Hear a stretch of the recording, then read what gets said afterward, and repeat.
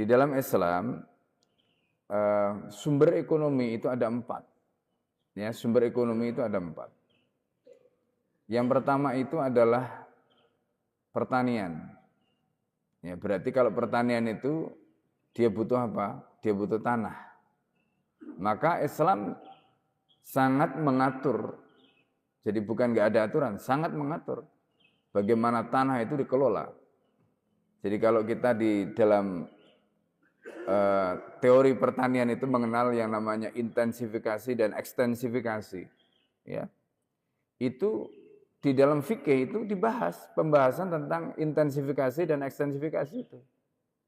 Jadi bagaimana tanah itu dikelola, tidak boleh ada tanah mati.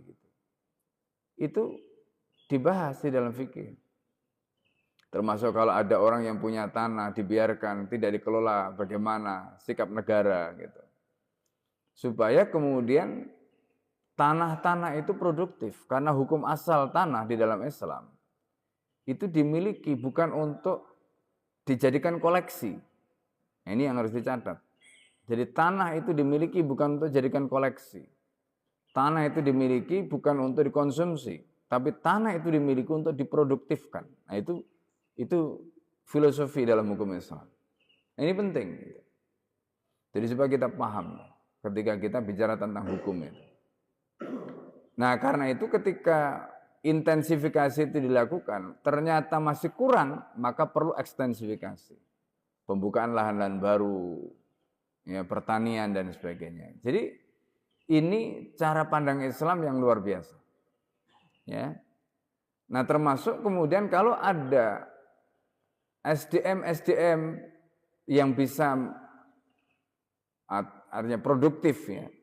Terus dia punya kemampuan atau keahlian di bidang pertanian, tapi dia tidak punya lahan. Nah ini, dia tidak punya lahan.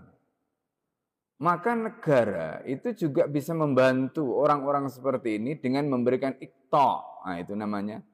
Jadi memberikan iqta atau qati'ah kalau tadi dalam bahasa kitab ini.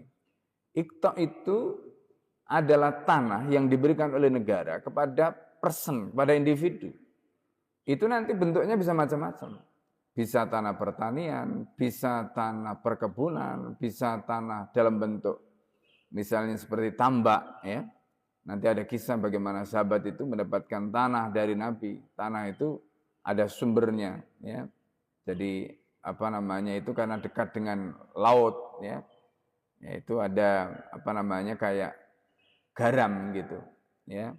Nah, dan sebagainya. Itu bagian-bagian dari kebijakan negara yang disebut dengan iqta atau qati'ah kalau dalam bahasa kitab ini.